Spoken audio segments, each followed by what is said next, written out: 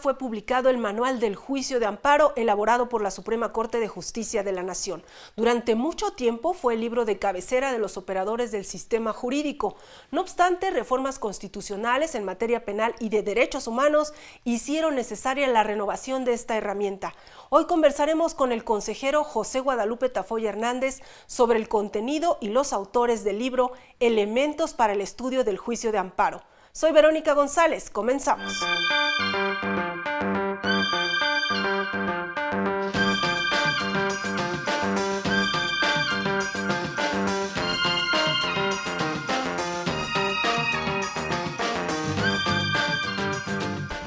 85 defensores públicos federales están adscritos directamente a los centros de justicia penal federal en todo el país.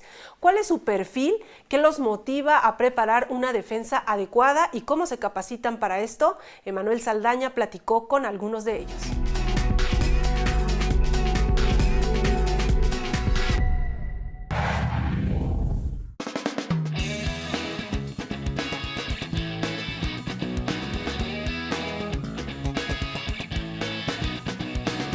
Soy Alma Rosa Hernández Cárdenas, defensora público federal adscrita al Juzgado Primero de Distrito de Procesos Penales Federales en la Ciudad de México.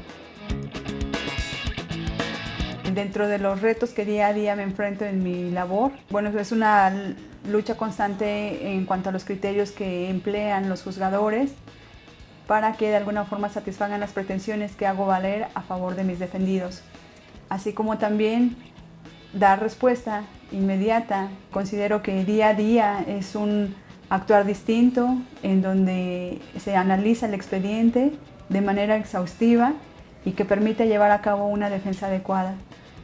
Desde luego bajo principios de lealtad, de probidad, de profesionalismo y de economía procesal. A nivel de primera instancia se velan por un debido proceso legal, así como la emisión de una sentencia justa y también pugnar porque se lleven a cabo aquellas defensas ya en la materia propiamente de la ejecución de las penas, en donde siempre se pondera la libertad del defendido y se allega de todos aquellos instrumentos, de aquellos métodos que la propia ley nos faculta citar y hacer valer, incluso hasta citar tratados internacionales, doctrina, jurisprudencias.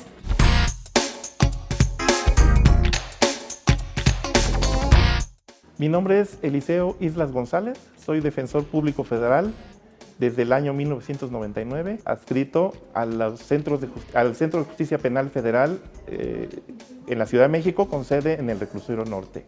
La dinámica que conlleva el nuevo sistema de justicia penal, que es la oralidad que se privilegia, ahora sí que el desempeño del defensor público debe de ser intenso. Los mayores retos que encuentra uno en el desempeño de la labor es lograr las libertades de las personas imputadas. Esto es que no les impongan medidas cautelares gravosas, que se privilegie su presunción de inocencia y poder llegar a una salida alterna posiblemente o a una terminación anticipada del proceso, que es una de las bondades del nuevo sistema. Yo considero que el impacto social es muy importante, porque se presta el servicio de defensa en materia penal federal de manera gratuita, y es importante que la sociedad conozca que es un servicio de calidad, que es un servicio que se presta en las etapas diversas del proceso penal, que es desde la investigación hasta la ejecución de las penas. Tenemos el pleno interés de asumir una defensa adecuada, de que finalmente se va a revisar exhaustivamente un expediente y que se les dé una respuesta acorde a su situación. En todo momento se garantiza que las personas accedan a nuestros servicios de cualquier forma, sea a petición del propio inculpado, a través incluso de una llamada telefónica, a partir también de la designación que hace el propio juzgado. Nosotros tenemos preparación para brindar servicio a las personas que están en conflicto con la ley penal. Y se debe prestar, como ya lo dije, con profesionalismo, con conocimiento y con calidez. Porque Ese es el mandato constitucional.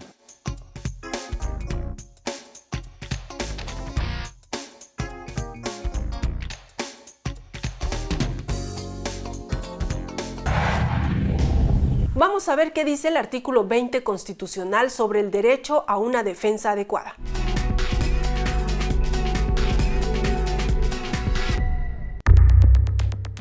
El artículo 20 de la Constitución Federal establece que el imputado tiene derecho a una defensa adecuada. Esto significa que debe ser asesorado legalmente por un licenciado en Derecho o abogado que cuente con cédula profesional. La Constitución señala que el defensor debe ser elegido libremente por el imputado desde el momento de la detención. Si el inculpado no quiere o no puede nombrar un abogado, el juez debe designarle un defensor público.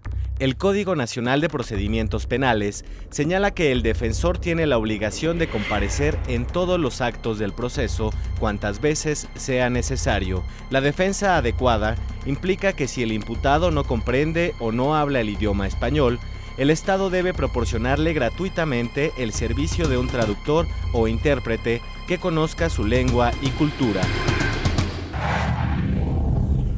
En otros temas, pero también relacionados con los derechos humanos, con las vías legales que tenemos todos los mexicanos para hacer efectivos estos derechos, está con nosotros el magistrado José Guadalupe Tafoya Hernández, consejero de la Judicatura Federal. Bienvenido.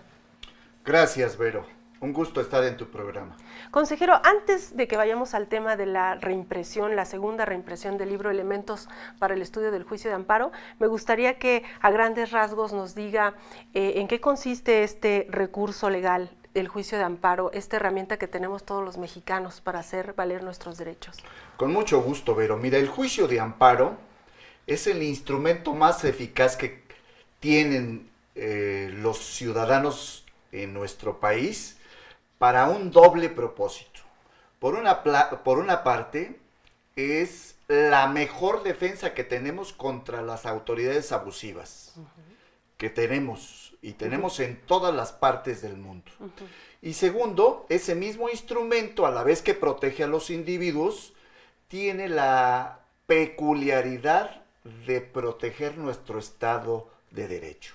Ese es el juicio de amparo. Mira, y para abrir en contexto más precisamente este concepto, en un Estado de Derecho, que significa un Estado de leyes, como es México, lo ideal sería que todas las autoridades respetaran las leyes y la Constitución, donde el pueblo ha plasmado sus designios, es decir, dos cosas fundamentalmente: sus derechos, sus libertades, que no quiere que se las toquen las autoridades. Y por otro lado, la estructura gubernamental que desea. ¿Qué facultades le va a dar a la autoridad? Al Ejecutivo, al Legislativo y a los jueces.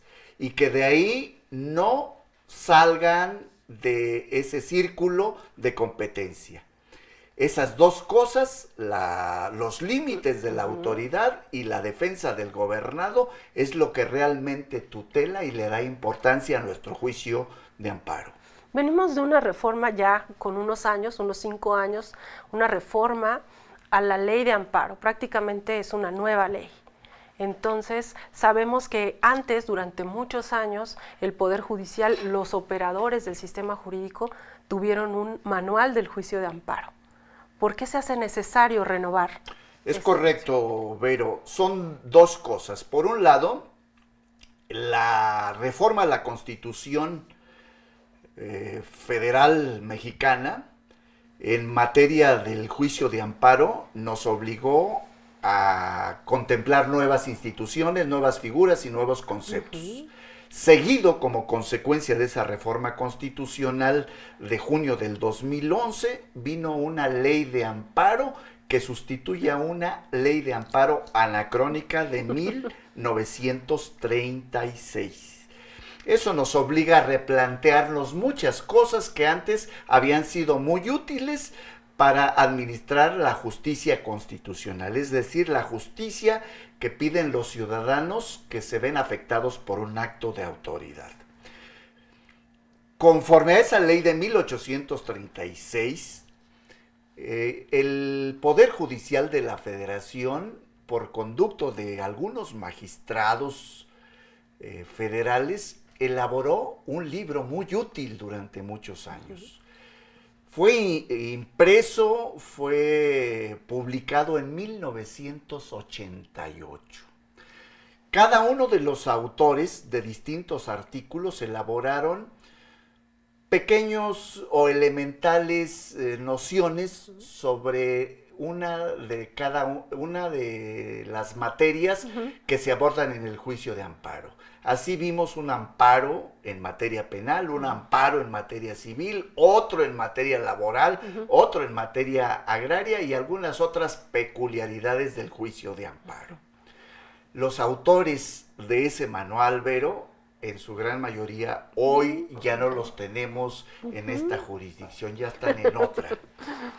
Y los que quedan ya no están en condiciones de actualizar sus artículos. Cuando vienen estas reformas que vienen a reconocer los cambios de una sociedad moderna que está a la vanguardia de la protección de los derechos humanos, apuntando a las democracias más modernas y liberales, este manual queda en la obsolescencia. Y entonces surge la necesidad de escribir nuevamente sobre el juicio de amparo, abordando los tópicos que más fueron materia de reforma y de adición en estas reformas constitucionales y de la ley de amparo. ¿Cómo inicia entonces la preparación, la planeación de esta nueva obra? ¿Qué es lo que tuvieron que incluir? ¿Cómo decidieron los temas?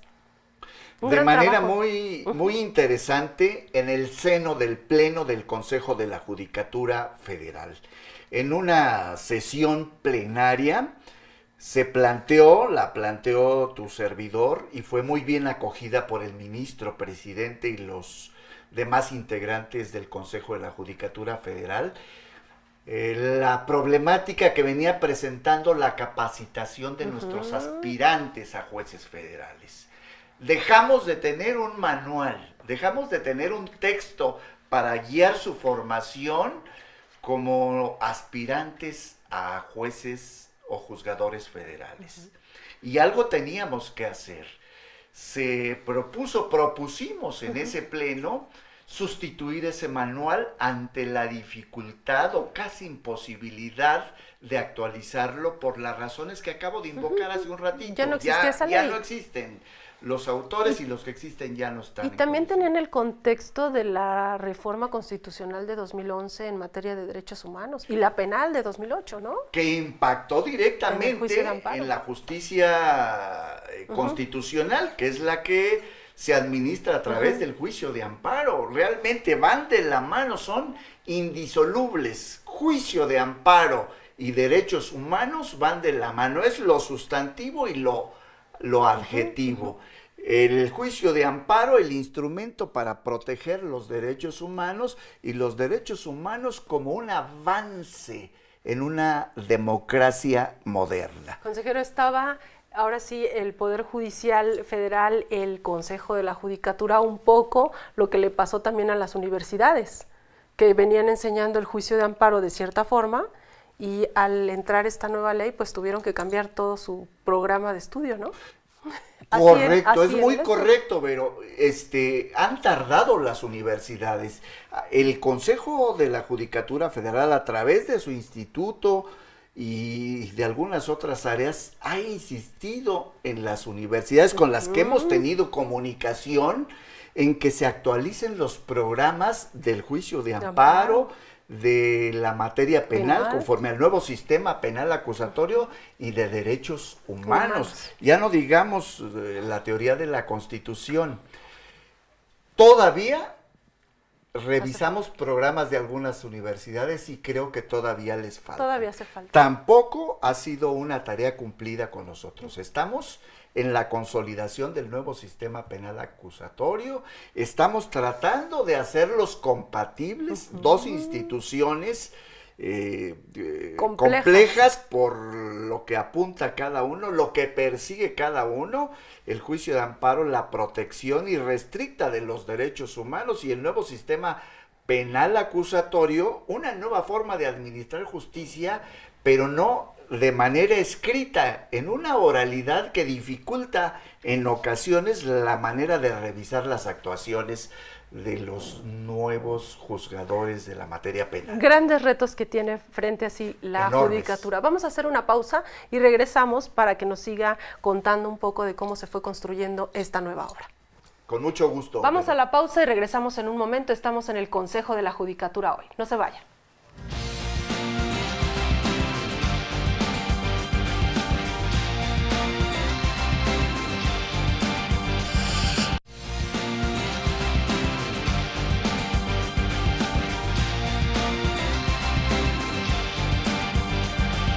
Estamos de regreso conversando sobre el nuevo libro Elementos para el estudio del juicio de amparo y quedamos pendientes en el otro bloque, consejero, sobre cómo fueron construyendo esta obra. ¿Por qué no le pusieron nuevo manual del juicio de amparo? Muy interesante, Vero. Mira, el 24 de junio del 2015, en esa sesión del Pleno del Consejo de la Judicatura de la que te acabo de platicar, se aprobó la coordinación de trabajos para elaborar un manual del juicio de amparo que sustituyera al que se encontraba ya en estado de obsolescencia. A partir de ahí elaboramos un plan muy interesante, desde ver los tópicos, los puntos, los temas de la reforma constitucional y de la ley de amparo que requerían de nueva doctrina, de nueva interpretación. Y a partir de ahí elaboramos una estructura de temas para repartirlos entre gente capacitada del más alto nivel en el Poder Judicial de la Federación por su experiencia, por su investidura y por su formación académica. Cuando terminó el producto, adelantándome un poquito, cuando tuvimos los trabajos de los ministros, de los consejeros, de los magistrados y de los jueces de distrito, advertimos que la obra había terminado mucho más ambiciosa de lo que habíamos esperado. Se superaron las expectativas. Se superaron las expectativas de considerar un manual de un conocimiento elemental, pasó a ser prácticamente un tratado sobre el juicio de amparo por el nivel de los trabajos de quienes participaron en esta obra. Y al mismo tiempo también tuvimos que reconocer que el manual del juicio de amparo de 1988 mantenía vigencia en algunos conceptos. A pesar de estar tan rebasado ya por las reformas, mantenía conceptos y principios generales que seguían vigentes y que no los podíamos desperdiciar. Por esa razón decidimos llamar a esta obra Los elementos para el estudio del juicio de amparo. Es decir, son temas separados que abarcan una parte importante, la gran mayoría de la materia del juicio de amparo, pero que de alguna manera no sustituyen a conceptos muy elementales que tenía nuestro manual anterior. Por esa razón hemos explicado y hemos expresado que esta obra viene a sumarse al manual del juicio de amparo y juntos van a ser los libros que den a nuestros nuevos aspirantes a jueces federales la formación y el conocimiento que necesitan para capacitarse en esta carrera judicial. Ya nos comentó quiénes participaron, quiénes son los autores, ¿no? Ministros. 9 ministros, 5 consejeros, 2 magistrados y 3 jueces federales en ese entonces. Hoy algunos jueces ya son magistrados, sí. ¿Verdad? ¿Cómo repartieron los temas? ¿Por la experiencia de cada uno de los autores? Porque me imagino que si les daban a escoger, pues iban a ser aún más extensa la obra, ¿no? ¿Cómo asignaron los temas y qué temas son? Vero, fue una tarea no fácil, porque tuvimos situaciones no difíciles, pero sí, por lo menos de hacer una labor de convencimiento, de conciliación. Dejamos abierto en un principio a los señores ministros de la Suprema Corte de Justicia la elección del tema que más fuera afín a su formación. Y esa primera parte fue muy buena porque cada ministro, reconociendo su formación en materia administrativa, en materia penal, en materia civil, fue eligiendo el tema adecuado. Cuando ya fuimos agotando los temas de los ministros y también los de los consejeros, vimos qué temas quedaban pendientes por asignar y entonces escogimos entre la gama de magistrados y jueces de distritos aquellos que, aparte de ser muy buenos magistrados, muy buenos juzgadores federales, tuvieran la vocación académica, la vocación de escribir y conforme a ello tomamos la determinación de escoger a los que están en la obra. Quiero decirte que hay más magistrados, hay más jueces federales con el mérito para escribir. De tal forma que si hubiera otra obra tendríamos material humano de dónde sacar para hacer extraordinarios estudios sobre el juicio de amparo. ¿Y han considerado esta posibilidad, consejero, de que haya? Sí. Te doy la noticia porque el día de ayer en la presentación de la segunda reimpresión de esta obra, Elementos para el estudio del juicio de amparo, el presidente de la Suprema Corte de Justicia y el Consejo de la Judicatura Federal me dio su venia, me dio su visto bueno, lo vio con muy buenos ojos, la idea de sacar una segunda edición. La segunda edición implicaría mejorar varios aspectos de esta obra, unos de carácter didáctico para la mejor consulta, un índice analítico, quizás dividirlo en 2 tomos y probablemente hacer separatas para que de cada artículo, de cada tema tengamos pequeños volúmenes para quien tenga el interés de adquirir tan solo uno de ellos y con ello la oportunidad de incorporar nuevos estudios. Ya tenemos estudios tanto de la Suprema Corte de Justicia como del Consejo de la Judicatura Federal esperando la nueva edición. Mencionaba usted esta presentación de la segunda reimpresión de esta primera edición del libro Elementos para el estudio del juicio de amparo, y tuvimos la oportunidad de estar ahí, de ver esta presentación y de conversar con la gente. Le preguntamos a quienes estuvieron ahí y a otras personas que estaban en la Feria Internacional del Libro allá en el Palacio de Minería, qué opinan sobre esta herramienta. Le quiero invitar a ver qué opina la gente y regresamos con más comentarios sobre este libro. Vamos a verlo.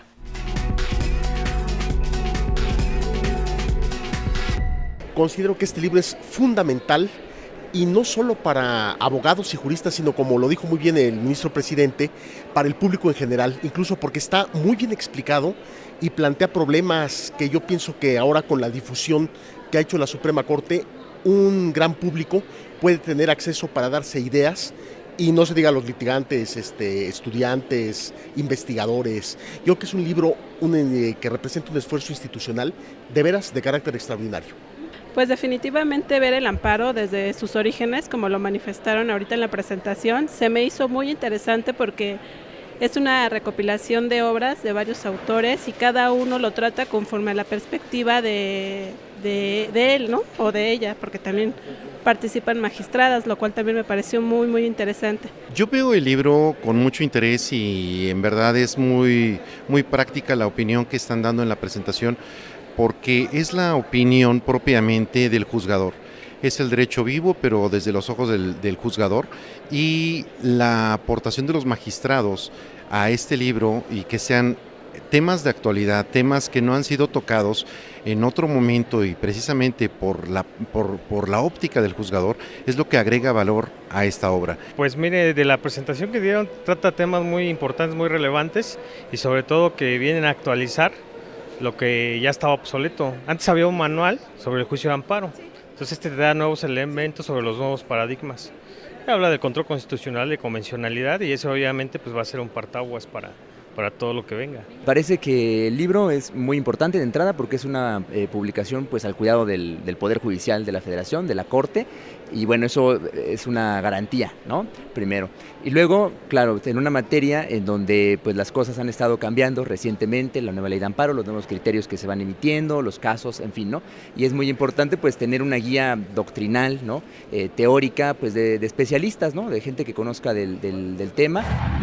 Bueno, pues ahí está la opinión y la aceptación, la gran aceptación que ha tenido, no solo al interior del Poder Judicial, ¿no? Porque vimos ahí abogados y estudiantes del derecho.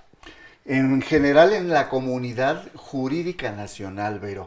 Aquí, gracias a este video que me acabas de pasar, advertí cómo abogados con toda seguridad, porque se ve que conocen de la materia, se expresaron sobre el contenido de la obra, pues evaluándola bastante bien.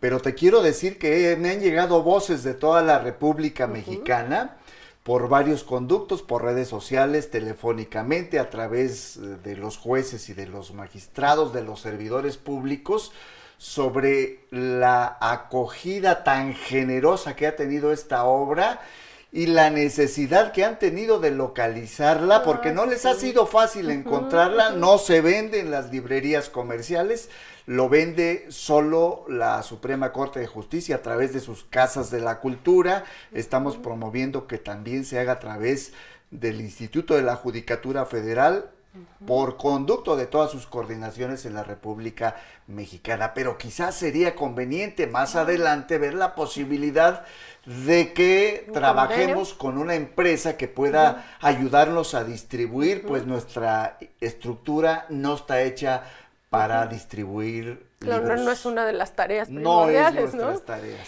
En la primera impresión fueron 3,000 ejemplares. 3,000 se agotaron. ejemplares, la edición original, la primera edición. Y se agotó de inmediato. Se agotó de inmediato. Pronto empezaron a preguntar por las redes sociales, por el tweet, por otros conductos, cómo podían adquirirlo y ya no lo teníamos. Inmediatamente se ordenó una primera reimpresión que salió en marzo del 2017.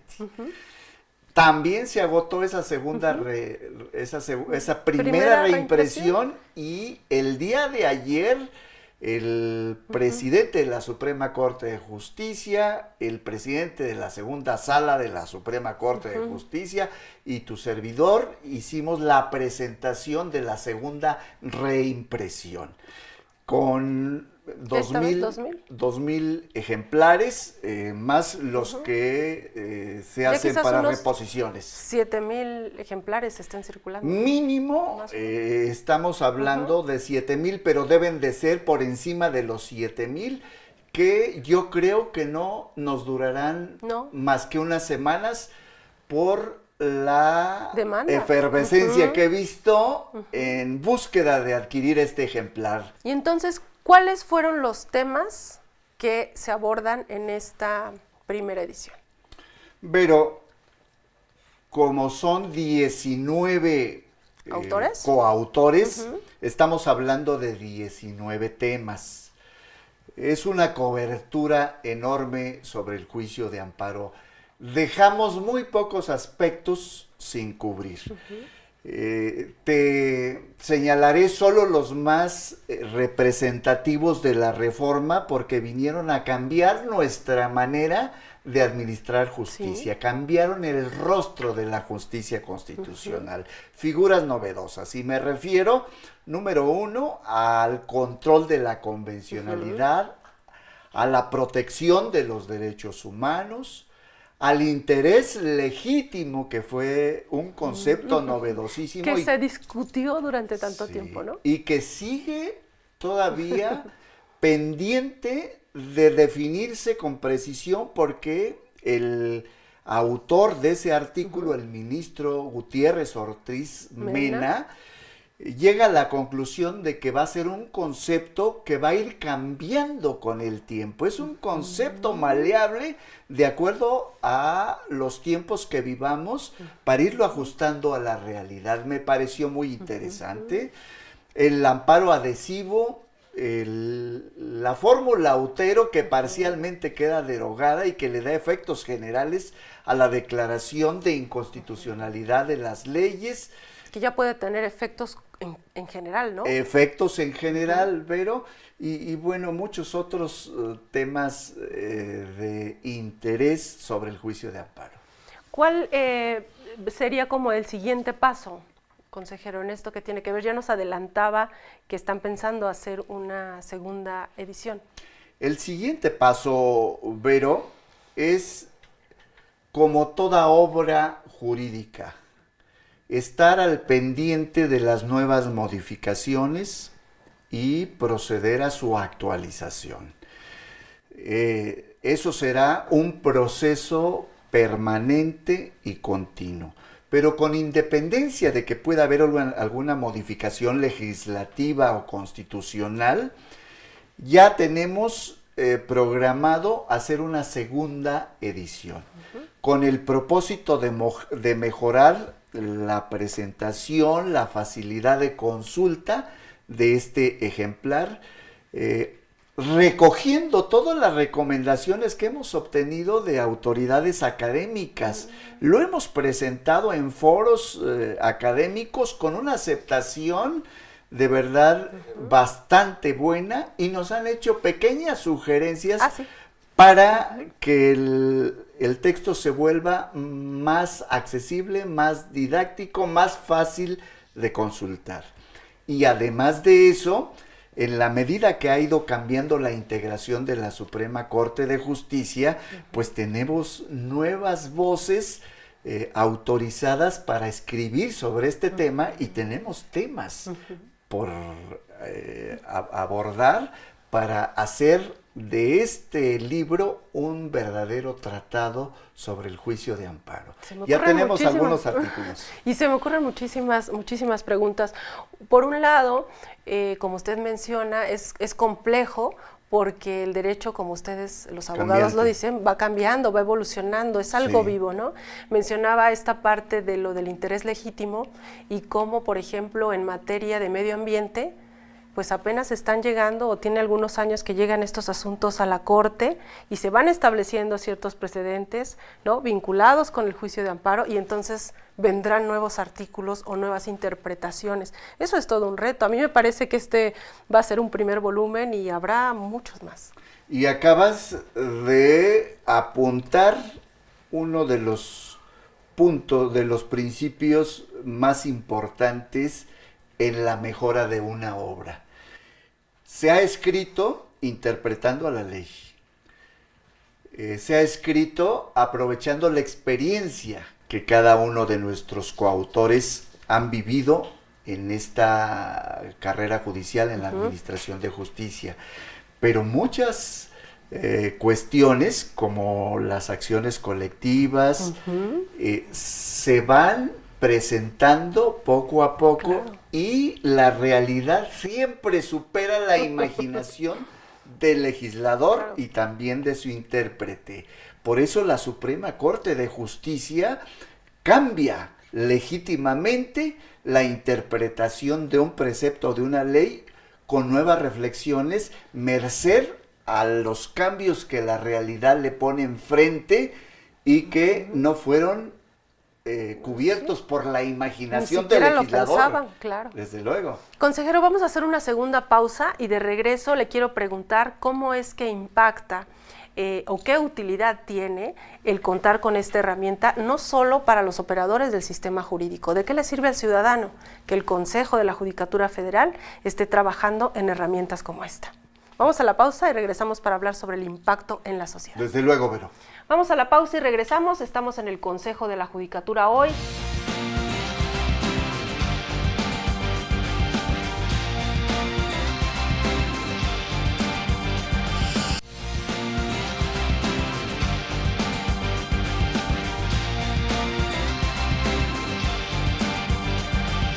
Seguimos conversando sobre el libro Elementos para el estudio del juicio de amparo y nos quedamos en esta parte de el impacto que tiene en la sociedad. La gente puede decir, bueno, ¿y a mí de qué me sirve que el Consejo edite un libro, ¿no? Y que se capaciten los operadores del sistema jurídico? Hay una razón de mucho peso, Vero. La sociedad tiene derecho a que se le administre justicia pronta, expedita, de excelencia y imparcial y profesional. La responsabilidad de hacer jueces con esas características, juzgadores de excelencia, profesionales, imparciales, probos, corresponde al Consejo de la Judicatura Federal. A eso se debe su existencia, a preparar, a disciplinar y administrar a los jueces. La capacitación como pilar fundamental del Consejo de la Judicatura nos obliga, a través del Instituto de la Judicatura Federal, a actualizar a nuestros aspirantes a jueces y a los propios jueces conforme a las nuevas reformas, conforme a los nuevos paradigmas, en este caso del juicio de amparo, de derechos humanos, de la justicia penal, el nuevo sistema penal acusatorio. Una sociedad con jueces bien capacitados es una sociedad que tiene una justicia confiable. Cuando tenemos jueces con estas características, la sociedad confía en sus juzgadores y tiene una administración de justicia confiable, y a eso se debe la utilidad de que el Consejo de la Judicatura aplique recursos para la capacitación de nuestros jueces. Y tocando este tema de la capacitación, nosotros aquí en este espacio hemos dado cuenta, hemos informado, por ejemplo, sobre los congresos que se realizan, nos comentaba al inicio de nuestra charla, para armonizar el nuevo sistema de justicia penal con el juicio de amparo. Y en este volumen se toca también temas que tienen que ver con justicia penal, ¿no? Y el amparo. ¿Cómo van en esta tarea el Consejo? Es correcto, Vero. Hay dos temas relacionados con el amparo en materia penal. Uno de ellos es el juicio de amparo en materia penal y el otro, la suspensión del acto reclamado en materia penal. Que es todo un tema. Que es todo un tema cada uno, y los dos abordan el nuevo sistema penal acusatorio, la manera de ver desde el control constitucional los actos de los nuevos juzgadores en este sistema novedoso de impartir justicia penal. Hemos tenido muchos congresos, hemos tenido seminarios, cursos, hemos invertido mucho en la capacitación de nuestros jueces de control constitucional para que, sin ser ellos los jueces del sistema penal acusatorio, entiendan muy bien el sistema y puedan ejercer adecuadamente el control constitucional. Te platico, Vero. Cuando empezó a implementarse este nuevo sistema penal, paulatinamente, estado por estado, en la justicia federal y dentro de las propias entidades en la justicia local, se empezaron a ver casos donde se quejaban los jueces del sistema penal acusatorio de que no eran comprendidas sus actuaciones por los jueces de control constitucional, que según su punto de vista exigían requisitos que antes eran aplicables al sistema tradicional y que en el nuevo sistema no tenían esa exigencia. Eso nos llevó a implementar toda una serie de capacitación, seminarios, congresos, cursos. Mandamos a grupos de juzgadores a otros países donde ya tenía tiempo trabajando el sistema penal acusatorio para que ninguno de nuestros jueces, ya sea del sistema penal acusatorio o de control constitucional, desconociera la estructura, los requisitos y todas esencia. las características, la esencia misma del nuevo proceso de oralidad. Esto ha permitido iniciar una etapa de consolidación y de ajuste bastante buena entre el sistema de oralidad penal y el control constitucional. No quiero decirte que ya llegamos a la perfección. Estamos en la etapa de consolidación.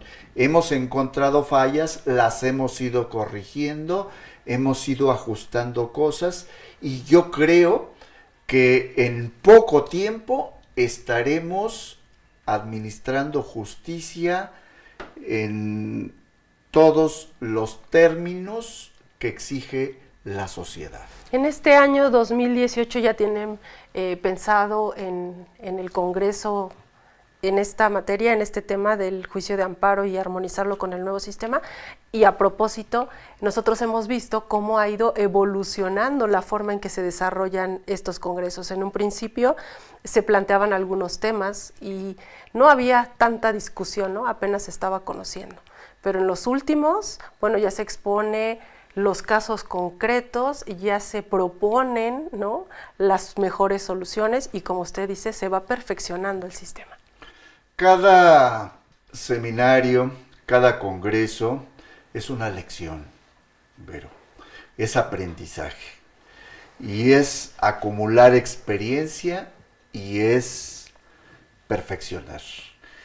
En toda nueva institución, en un cambio tan importante, de gran calado como fue el cambio del sistema la justicia penal, en todos los países donde ha ocurrido lleva un tramo de ajuste.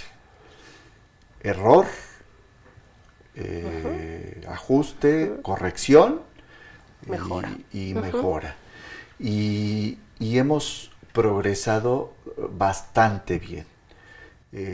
Cada año vemos cómo los problemas anteriores han sido superados, aparecen nuevos planteamientos y vuelve a encontrarse entre la discusión, en esa pluralidad que tenemos de criterios, pues nuevas conclusiones que han llevado a tomar un rumbo firme, un rumbo seguro, nuestra unificación de criterios, que por otro lado, merced a nuestro sistema de jurisprudencia, va en forma piramidal, permeando para que a final de cuentas tengamos un principio de certidumbre en todos nuestros tribunales.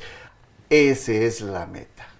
Bien, consejero, pues se nos agotó el tiempo. Me gustaría que a manera de conclusión nos recuerde dónde se puede conseguir el libro, Elementos para el estudio del juicio de amparo, y quedarnos con esta reflexión de que habrá una segunda edición.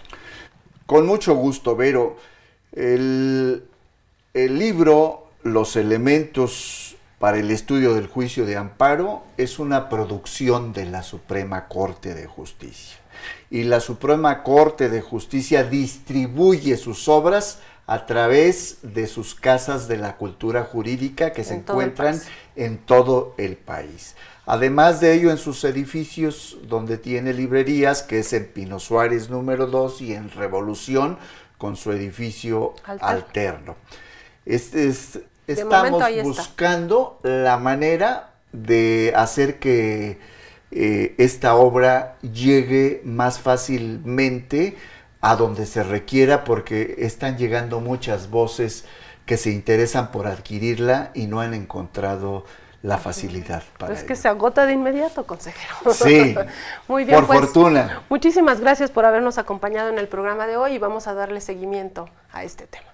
Pero muchas gracias por la oportunidad de difundir pues estos pormenores sobre la obra. Muchas gracias. Gracias a ti. Usted no se vaya, vamos a seguir con más información y regresamos al Consejo de la Judicatura hoy.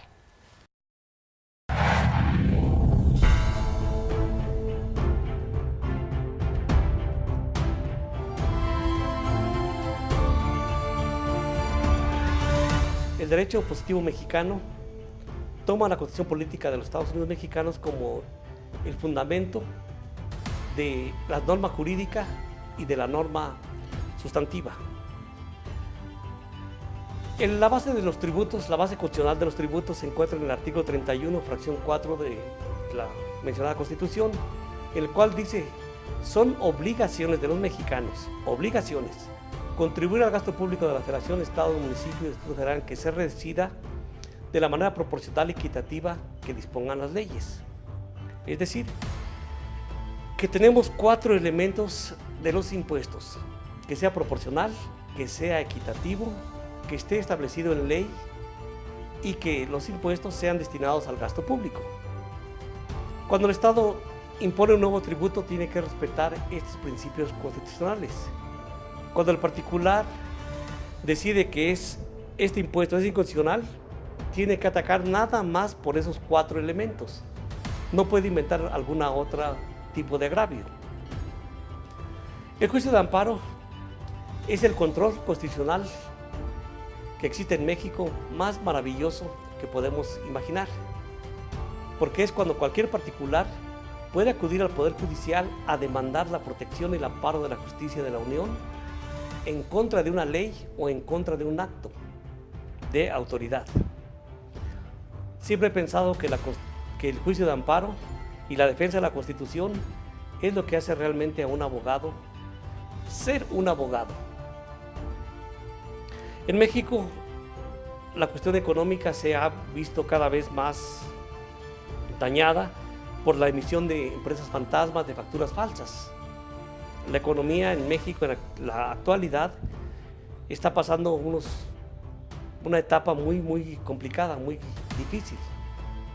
Esta administración o la que viene tendrá que poner un freno a la emisión de facturas falsas, y todo dentro del respeto al marco de la Constitución, a través del juicio de amparo, básicamente.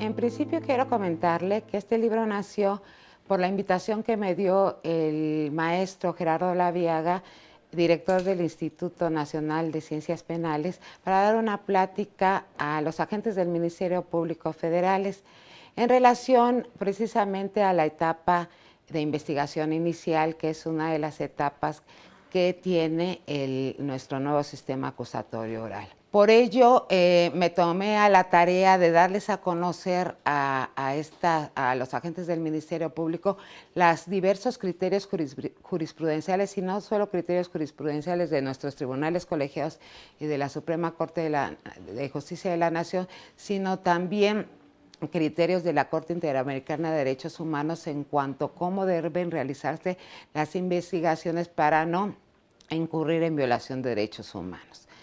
Parto de la base en este libro, primero, hacerles una explicación sencilla de lo que el Código Nacional de Procedimientos Penales señala y los criterios a que ha hecho alusión en cuanto a las etapas que contiene, como es la etapa de investigación, la etapa intermedia y la etapa de juicio oral. Básicamente me concentro en la etapa de investigación para hacerles saber todas las deficiencias que han realizado en este tipo de asuntos. Hago alusión también en cuanto a la detención de una persona. En el momento que una persona está detenida, en ese momento se le tienen que hacer saber los derechos con que cuenta para declarar con defensor público o con defensor particular. Tiene derecho a callar, etcétera, todos los derechos que señala nuestra Constitución, desde el momento que lo están deteniendo. También hago alusión a una cuestión muy importante tratándose de extranjeros. Los extranjeros tienen derecho a una asistencia consular y la Suprema Corte de Justicia de la Nación, y no solo la Suprema Corte de Justicia de la Nación, sino en diversos tratados internacionales se señala que esta asistencia consular debe darse del conocimiento desde el momento que está detenido, que se le detiene a una persona. También en el libro trato un asunto muy interesante que es un asunto de feminicidio. Este asunto de feminicidio que fue declarada ilegal la investigación por parte de la gente del Ministerio Público. Quizás es la gente del Ministerio Público en la investigación de este delito de feminicidio realizó todas las diligencias necesarias que se pudieran realizar en un homicidio, pero la Suprema Corte de Justicia de la Nación dice no. Cuando una mujer es la occisa, debe hacerse un análisis con perspectiva de género. Y por último, hago alusión a la cadena de custodia. La cadena de custodia es importantísima para efecto de nosotros los juzgadores, poder determinar que los indicios que fueron recogidos en el lugar de los hechos precisamente presentan las mismas características en el momento del hecho. Esto es, desde fijar el indicio, desde recogerlo, embalarlo, presentarlo, dictaminarlo, hasta que es presentado ante el juez de la causa. Y en sí es un libro muy interesante porque es muy casuístico en ver los aspectos de las investigaciones que deben tener de manera legal, constitucional y convencional los agentes del Ministerio Público en la etapa de investigación.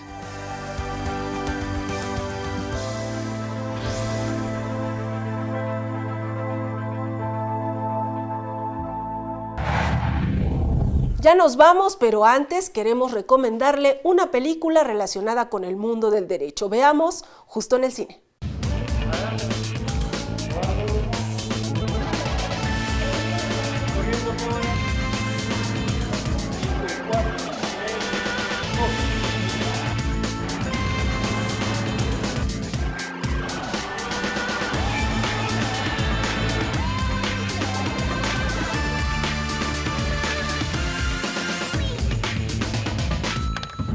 Hoy vamos a hablar de El Patrón, radiografía de un crimen, de Sebastián Schindler del 2015.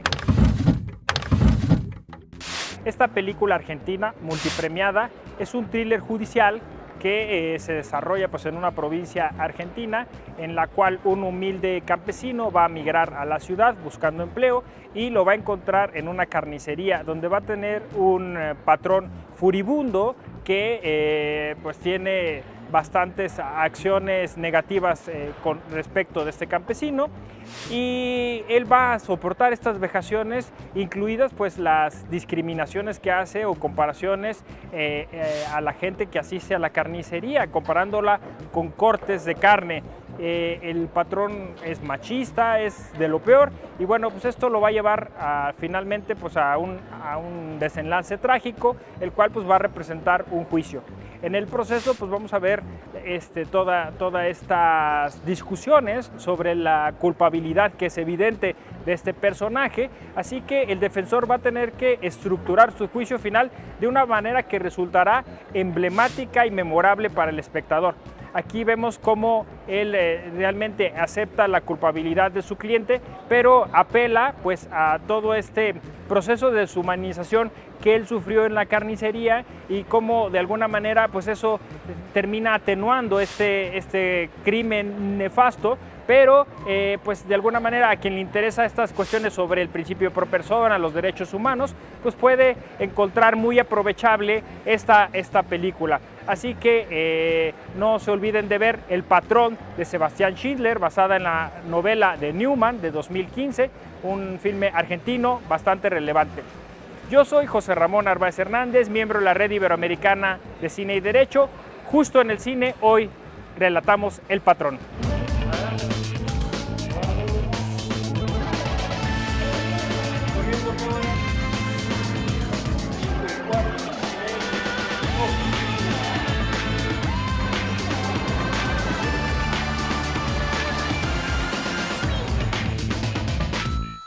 Así llegamos al final del programa de hoy. Gracias al equipo de producción y gracias a usted por su atención. Soy Verónica González y lo invito a que se quede en la señal del Canal Judicial.